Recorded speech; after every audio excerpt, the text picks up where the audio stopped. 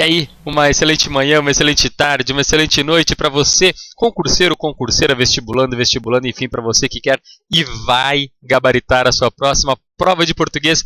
Muito obrigado por estar aqui comigo mais uma vez. Ficamos umas 3 semanas aí sumidos por um pequeno problema de software que já está resolvido, então agora estamos de volta com um vídeo por semana respondendo a sua dúvida, que você sabe que pode me enviar para o e-mail provadeportugues@yahoo.com.br. Vai ser lido com muito prazer, recebido com muito prazer e, claro, respondido com muito prazer. O próximo programa pode ser sobre a sua dúvida. Mande pra gente. Hoje vamos falar de uma questão de pontuação. Boa essa questão, bacana essa questão.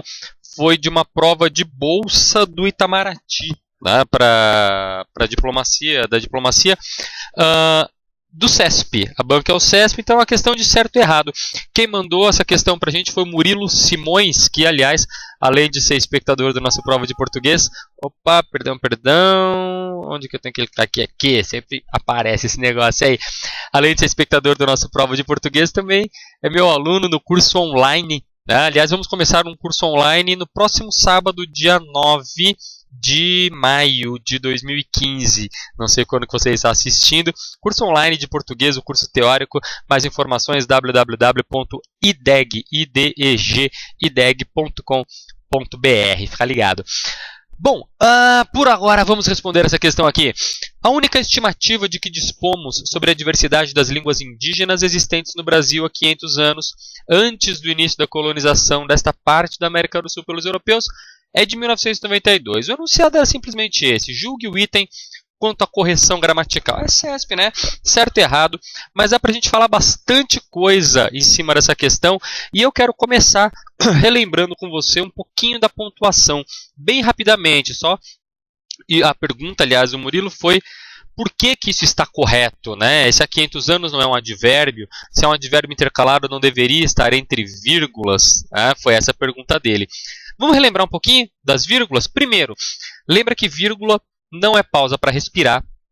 Vírgula não tem nada a ver com a respiração. Vírgula indica uma quebra sintática. Vírgula serve para isso. Então vamos trabalhar com os termos essenciais da oração, só para você entender a lógica geral da vírgula, ok? Mais para frente a gente pode até fazer alguma questão. Mande para mim alguma questão que trabalhe de repente com algum caso mais específico e tal, a gente responde sem problema nenhum.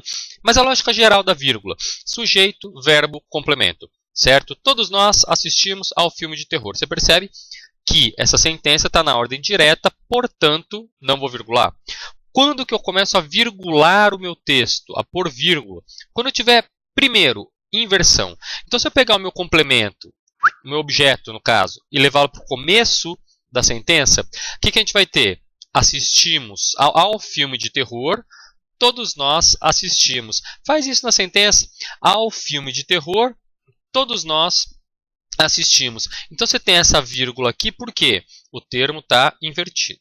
Primeira coisa que a gente vai pensar: quando eu virgulo, não porque eu respiro, mas porque eu tenho alguma função sintática fora do lugar, seja na inversão, o que mostra que não interessa o tamanho da sentença. Você vê: os poucos minutos de convívio com o poder e a riqueza apresentaram uma nova vida àquele homem ganancioso. Ai, Caco, mas eu paro para respirar. Eu falo: os poucos minutos de convívio com o poder e a riqueza apresentaram uma nova vida àquele homem ganancioso. Respira onde você quiser, tá? Você não vai virgular, por quê? Sujeito, verbo, objeto direto, objeto indireto. Eu não tenho nenhuma inversão aqui.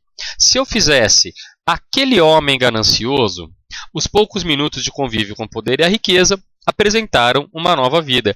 Aí eu virgulo não pelo tamanho, mas porque eu tenho uma inversão sintática. Então, o primeiro ponto que eu quero que você se lembre, refresque a memória aí bem rapidamente, é a vírgula na inversão.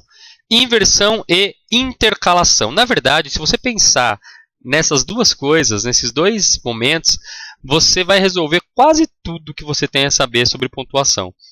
Inverteu, intercalou, virgulou. Fica com isso na cabeça. Inverteu, intercalou, virgulou. Inverteu, intercalou, virgulou. A inversão eu já te mostrei. Deixa eu te falar sobre a intercalação de qualquer elemento. Se eu pegar, por exemplo, aqui, essa mesma sentença que a gente acabou de ver. Aqui era a inversão. Agora, e se eu pegar, por exemplo, o meu verbo e o complemento e quiser ensanduichar, intercalar o meu sujeito entre o verbo e o complemento? Posso? Pode. Mas eu vou colocar esse cara entre vírgulas. Assistimos, todos nós, ao filme de terror. Bom, por que que o todos nós está entre vírgulas? Porque ele está intercalado entre o verbo e o complemento. Ele está atrapalhando a estrutura. A vírgula vai mostrar isso. Basicamente, a regra geral, o pensamento geral da vírgula vai ser esse. Atrapalhou a estrutura sintática. Inverteu, intercalou, virgulou. Beleza? Como que a gente vai trabalhar a respeito dos advérbios? E outros termos acessórios. Vamos focar nos advérbios. Coloquei aqui o nosso grande deputado, porque o nosso exemplo será sobre deputados. Os deputados aceitaram o projeto ontem à tarde. Imagina essa sentença. Tá? Os deputados aceitaram o projeto ontem à tarde. O advérbio está aqui no fim da oração. Não está me atrapalhando. Vou inverter. Advérbio e a estrutura sujeito, verbo, complemento. Ontem à tarde, vírgula. Os deputados aceitaram o projeto. Por que essa vírgula apareceu aqui? Inversão. E se eu quiser intercalar o advérbio entre o sujeito e o verbo? Eu posso? Pode. Você percebe que você pode brincar com esse cara, desde que você me avise que ele está fora do lugar. Os deputados, ontem à tarde, aceitaram o projeto. Ah, e se eu quiser colocar o advérbio entre o verbo e o complemento? Os deputados aceitaram ontem à tarde o projeto. Posso fazer isso? Claro que pode. Você vai ter essa estrutura, ó, sujeito, verbo, complemento. Posso colocar o advérbio antes, no meio, depois, entre verbo e complemento, onde eu quiser. Isso é o elemento intercalado. Esse é o advérbio intercalado que eu vou, por estar intercalado na oração, colocar entre vírgulas, ok? A estrutura está lá. Eu estou ensanduichando esse cara. Então a gente já lembrou o que é a base geral da vírgula e quais são os tipos de advérbios que vêm entre vírgulas, quando eles estão fora do lugar. Primeiro ponto. Segundo ponto que eu quero relembrar com você Murilo, que me fez a pergunta, com você que está me assistindo, que também quer lembrar algumas coisas sobre pontuação. A questão da restrição e da explicação. Tá? Como que muda isso aqui? Vamos começar só com um adjetivo, a diferença do predicativo para o adjunto, do adjunto adnominal para o predicativo do sujeito, e depois associar isso à nossa oração subordinada adjetiva, restritiva e explicativa. Por mais que você não lembre do nome, a gente está indo para a semântica. Restrição e explicação. Vê essa diferença. Os alunos estudiosos tirarão boas notas. Todos vão tirar boas notas? Não, só os que são estudiosos. Os alunos estudiosos tirarão boas notas. Aqui todos são estudiosos, logo todos tirarão boas notas. É a mesma diferença quando a gente coloca um verbo dentro. A única diferença é que quando eu coloco um verbo, isso vira uma oração. Você lembra das orações subordinadas adjetivas? Restritivas e explicativas. O que é esse sentido de restritivo e explicativo? Qual é essa diferença? O restritivo são só esses. E sem vírgulas. Você vê mesmo pela intenção. Os alunos que são estudiosos tirarão boas notas. Só os que são estudiosos. Certo? Os alunos que são estudiosos tirarão boas notas. Todos são estudiosos. Logo, todos tirarão boas notas. Esse é o valor da explicação. O fato é, quando eu faço essa estrutura, ou eu estou restringindo o sentido do substantivo, só esses e sem vírgula nenhuma, ou eu estou explicando, abarcando todos, mostrando, nesse caso, qual motivo fez ou fará com que eles tirem boas notas. Ok? O fato de eles serem estudiosos. Mas esse cara abarca todo o grupo. Então, quando eu tenho essa questão da restrição e da explicação, ou duas vírgulas ou nenhuma. Uma vírgula só não se justifica de maneira nenhuma, nem para um lado nem para o outro. Lembrando desses dois pontos, da lógica geral da vírgula, dos advérbios intercalares e da restrição e explicação, vamos voltar à questão que o Murilo mandou para a gente. A única estimativa de que dispomos sobre a diversidade das línguas indígenas antes do início da colonização ocidental da América do Sul pelos europeus é de 1992. E a pergunta foi por que esse advérbio aqui não está entre vírgulas, já que são advérbios intercalados. Cara, uma dica que eu vou te dar sempre, qualquer questão que você fizer, vai analisar a sentença. Você nunca vai olhar só para o termo que ele grifou. Claro que ele vai grifar um termo que vai gerar dúvida. Se não for para gerar dúvida, ele não vai fazer a questão num concurso público, não vai fazer a questão no vestibular, certo? E ele quer te induzir, justamente, a olhar só para isso. Ah, tem uma vírgula aqui, Ah, então esse cara deveria estar todinho entre duas vírgulas. Lê tudo. Primeira dica, leia. Segunda dica, limpa o texto. Já falei isso para vocês em outras aulas, em outros programas aqui. E vou falar em vários. Limpa o texto. Enxuga. Fica só com o que for essencial para você. Quero dizer, qual que é a essência desse texto? A estrutura. Tá? O que acontece aqui? Vamos trabalhar com outro texto para depois você poder chegar aqui. Como que seria um advérbio intercalado? Peguei essa sentença aqui para você. O navegador português Juan Dias descobriu um território que seria chamado de Uruguai. Como que eu intercalaria um advérbio aqui? O navegador português Juan Dias descobriu, há 500 anos, um território que seria chamado de Uruguai. Você percebe que a minha sentença é essa, a sentença limpa, como eu te falei. Depois que eu tenho a sentença limpa, eu intercalei nessa oração um advérbio. E eu poderia brincar com ele. Há 500 anos, o navegador português Juan Dias descobriu um território que seria chamado de Uruguai. O navegador português Juan Dias, há 500 anos, descobriu um território que seria chamado de Uruguai. Então, eu estou intercalando entre o sujeito e o verbo, no começo da oração, entre o verbo e o complemento, que seja. Eu peguei a sentença limpa, a oração principal, e intercalei um advérbio a essa oração principal. Beleza? Aí ele veio entre vírgulas. O que acontece? Vamos pegar essa sentença aqui e limpar. Tirando tudo que eu tenho, pegar a ideia principal. A única estimativa de que dispomos sobre a diversidade das línguas indígenas é de 1992. Essa é a sentença principal, certo? Vamos intercalar um advérbio a ela.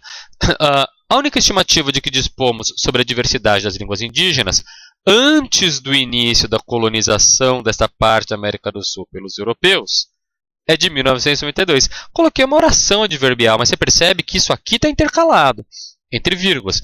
Antes do início da colonização dessa parte da América do Sul pelos europeus. Esse cara está intercalado. Agora, eu quero colocar uma característica para línguas indígenas.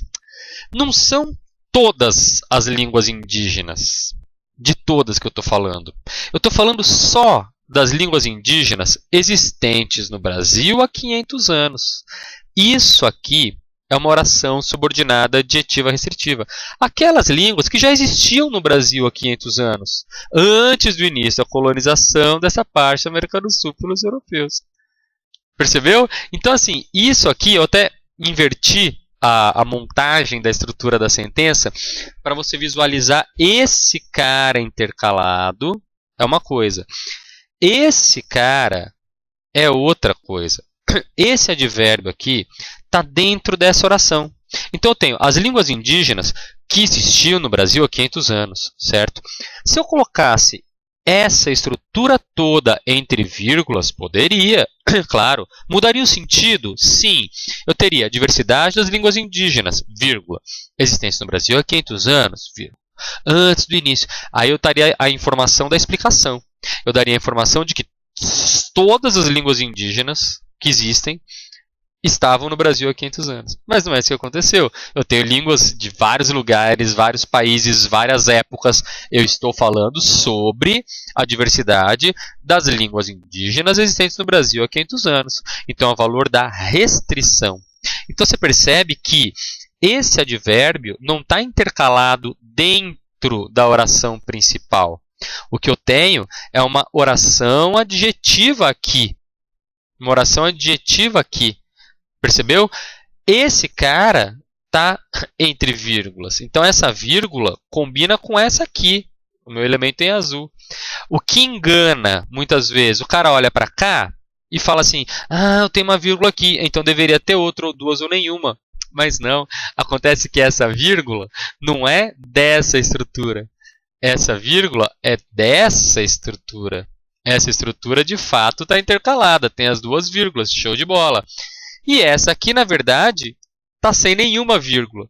Ok? Não poderia colocar só esse advérbio entre vírgulas, porque ele faz parte dessa oração, está no lugar dele, existentes no Brasil há 500 anos. Show de bola. E não vou colocar vírgulas nessa estrutura toda, justamente porque, como eu te falei, é o valor da restrição e não da explicação. Bacana essa... Opa, aqui já vou falar já do que é aquilo. Bacana essa questão, porque, cara, cobra um monte de coisa, você vê? macete de questão, ou seja, ter a calma, ler o texto, ver o que está acontecendo. E cobra bem se o candidato conhece a pontuação, não está indo na respiração, não está indo no achismo. Né?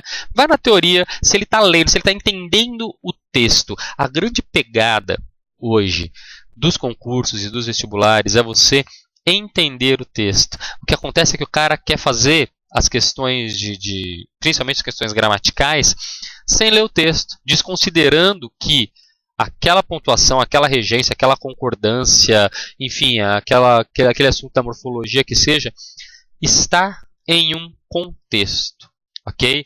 O código depende do que ele expressa. O estudo da gramática é o estudo do código. Agora, o que ele vai significar é o contexto que vai dizer. Tranquilo? Leia, entenda a sentença. A dica que eu vou dar para você que está me assistindo é essa, sempre. Lê o texto e você vai resolver facilmente as questões aplicando, claro, o seu conhecimento gramatical. Beleza? Então a brincadeira é essa, cara. Corretíssimo o enunciado. Esse cara, então, ensanduichado entre vírgulas. Essa aqui, a minha oração adjetiva, restritiva para línguas indígenas. E esse cara não está intercalado. Ele está dentro da oraçãozinha dele. Diferente de quando eu tenho, como eu mostrei para você, uma oração principal e o advérbio de fato intercalado. Beleza? Cara, separei aqui para você, ó, os assuntos dos nossos 5 vídeos já, né, já que a gente ficou um tempo sem aparecer, só para você lembrar que a gente viu, se é a primeira vez que você está me assistindo, quer saber sobre alguns desses assuntos. No primeiro vídeo eu trabalhei, nos 2 primeiros a gente fazia 3 questões, eram vídeos um pouco mais longos, depois a gente sintetizou, mudamos o formato. Mas temos lá crase, formação no imperativo, falo sobre o uso dos pronomes oblíquos e um pouquinho de regência. No vídeo número 2, falo sobre sintaxe do período simples, uma questão bacana da FGV, sobre inversão de sujeito. Sobre crase mais um pouco, sobre oração subordinada, substantiva, subjetiva, como detectá-las, adverbiais, a diferença entre elas. No programa número 3, foi a questão sobre concordância. No programa 4, a grande diferença entre a voz passiva sintética e sujeito indeterminado sobre os Cs. E no 5, um pouquinho de pontuação. Beleza? Mande a sua dúvida para provadeportuguês@yahoo.com.br. Da minha parte, prazerzaço estar com você. Um excelente estudo. Continue com a gente e até semana que vem. Falou!